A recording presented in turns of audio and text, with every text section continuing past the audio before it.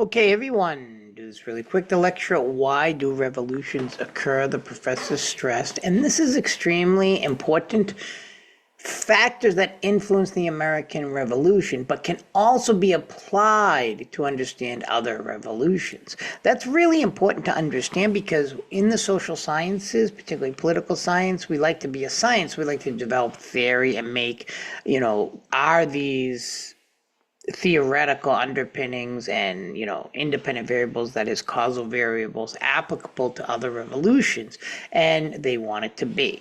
Now the Battle of Saratoga was so important, a very influential battle, because it convinced the French to enter the war. This really gets into the idea that maybe countries by and large can't survive on their own, right? They need help.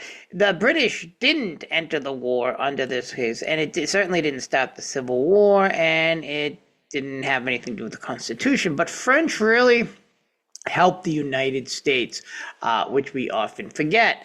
Now, why do revolutions occur? Again, this is a nice theory of alienation. It's the idea that when you start stepping on people's interests, and that quote unquote, as we're going to study later, interest conversion begins, people with disparate interests, that is, different groups, begin to have this convergence into their similar interests, where I guess a good old adage would be, politics make strange bedfellows, where people who don't agree begin to agree because they have a common interest.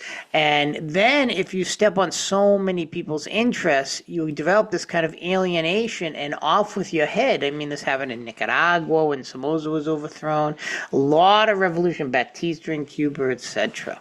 Article of Confederation, the professor presumptuously, is that spelled right? Help me out there.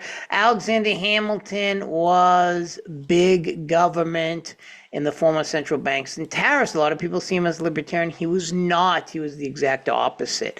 Moreover, how did he die? In a duel. So if you don't like your grade, you can challenge me to a duel, and I will win. That's right.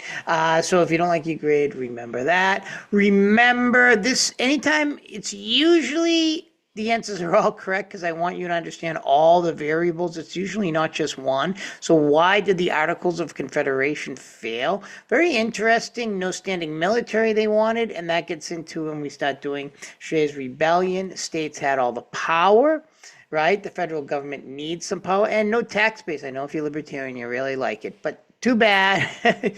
You can't do anything without taxes. Look at the current war in Iran. That's costing us a lot of money. So a lot of people would be like, yeah, it would be better.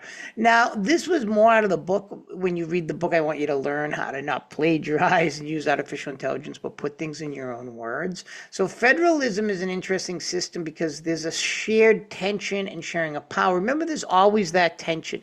If you have a Democrat that you like Obama in power, the Republican states will basically say, oh, we don't like Obamacare, that's the health care. But then when you get a Republican in power, the blue states will say, oh, we don't like this guy, we're going to fight back. So there's always that shared tension depending on who the president is. But it does give this kind of good balance of power and the sharing of power, where these states have to get along with the powers that be regardless. Thanks for coming out, everyone, and listening.